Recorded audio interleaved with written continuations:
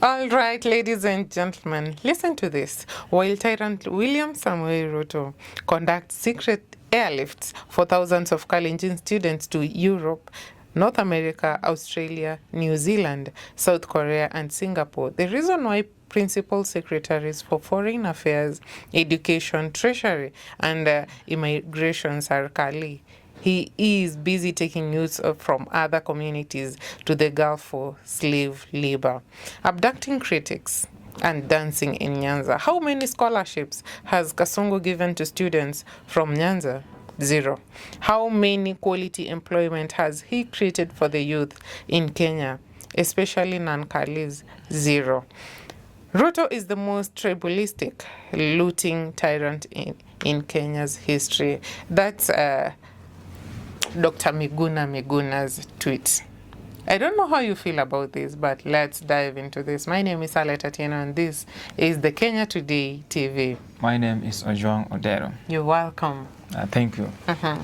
Now, the story about Miguna alleging that President William Ruto is carrying out a airlifting program, and to be specific, he's saying that only the Kalenjin community are benefiting. Because we don't have a tangible evidence to support that argument, I think if at all the president is doing that, then it is wrong. Because remember, the president is the symbol of the national unity. And therefore, anything that he's doing, he should do it, like if it's about airlifting Kenyans to go and study abroad, it should be everyone, not just a specific community. And when it becomes a specific community, then it becomes tribalism, because you only favor one tribe over other tribes. And Miguna is alleging that other communities are not benefiting, especially Nyanza region, because recently we understand that the president, together with Raila Odinga, they are working together because the former prime minister is intending to become the next African Union Commission chairperson, which the elections will take place next month, in Addis Ababa, Ethiopia. I strongly feel if the head of state is doing that and ignoring other communities, then that is not good. Okay. Yes, talked about job creation, right? One thing we have to understand about the president is said that more jobs will be created during his tenure as president. Now he has been there for the last 2 years and a few months. I think 2 years and 4 months, I guess.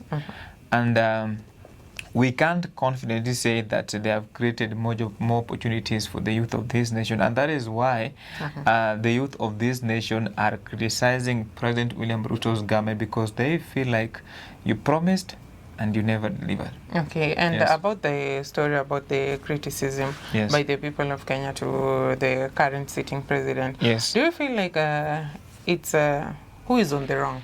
In this case, is it the President of the Republic of Kenya or the youths? The youths are not wrong. The president is also not wrong. What is taking place is that the head of state promised that he will create more opportunities for the youth of this nation. Now, he has been in power for 2 years. Those opportunities, they are not there.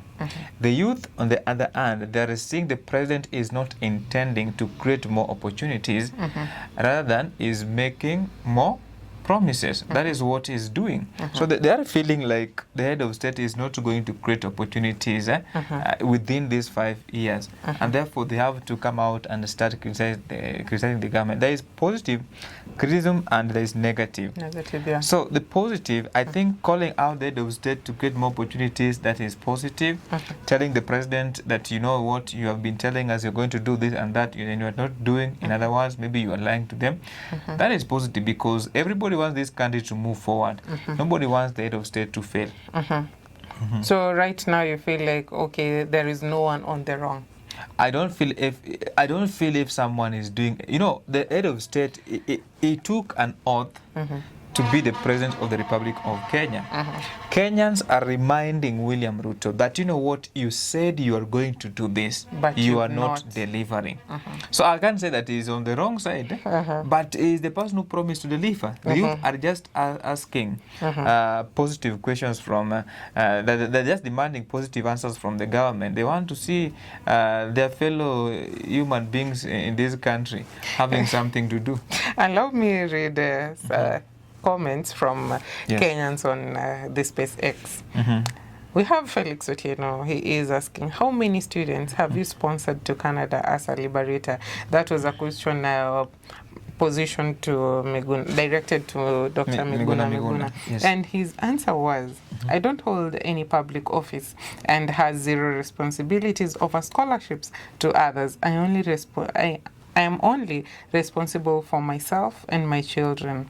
Ruto holds public office and the secret airlifts are done with public money. Some of you are incurably stupid. Oh God. Okay. To me personally, that is Miguna's personal opinion.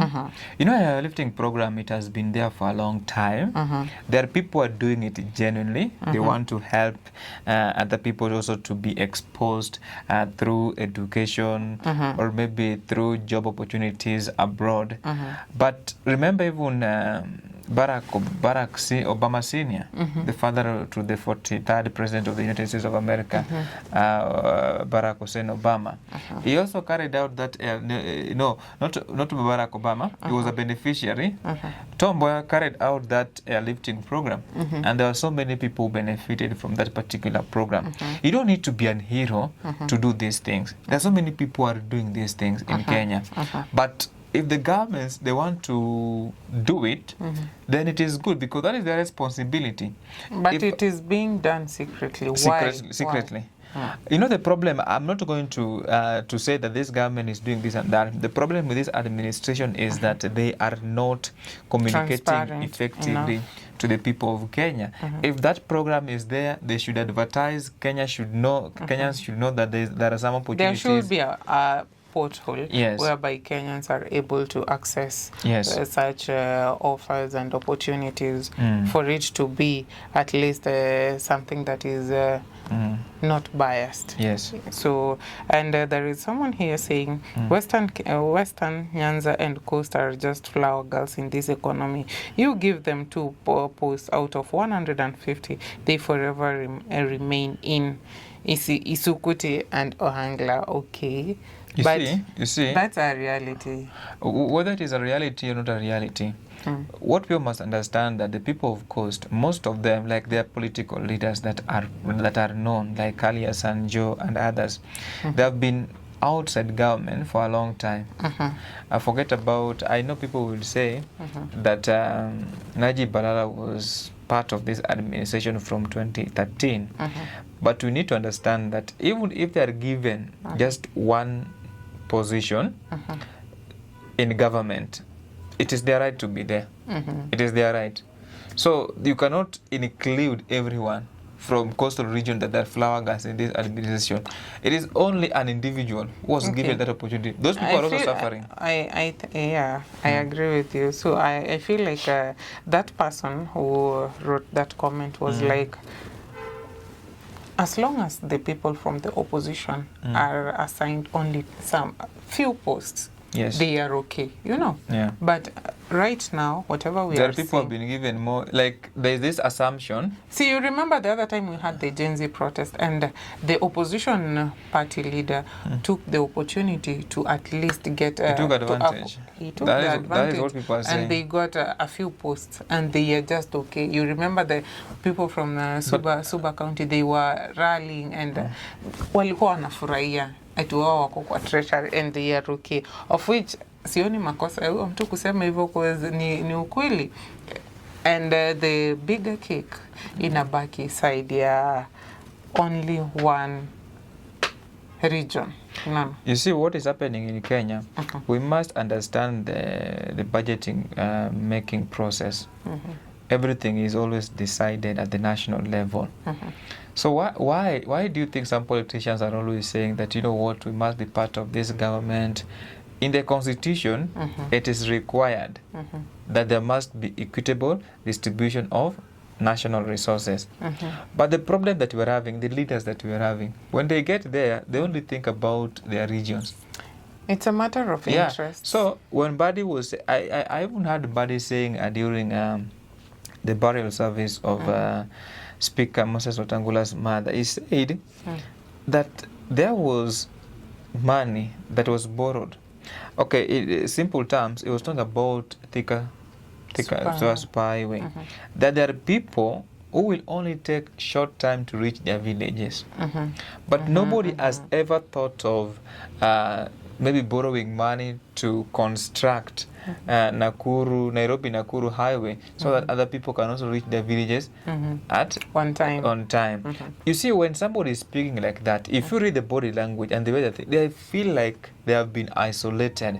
So when they are in government, and some people, when they are now in government, in quotes, they feel that this is the time for everyone to benefit, because everybody is a taxpayer in the Republic of Kenya. When you buy chumvi kidogo, si hapo unalipa tax, everything that you're doing. So sometimes you need to understand there are regions in this country. Me, I will not shy away. Where I come from, there are some parts of the villages, parts of Mabe where I come from, that kuona electricity, hawajaona electricity. Yeah, and you have to ask yourself, we are blaming leaders, our late, our funny, even. But if there is no political goodwill, I'm telling you, hata mseme nini, development hazitakuja kwa region zenu. Yeah, unaweza peleka proposal because we are being told it is in the constitution, but at the end of the day, ifanyike. Hizo airlifting program about the Kalenjin community, I don't have an evidence to support that argument. If it is true, then the president is doing the wrong thing.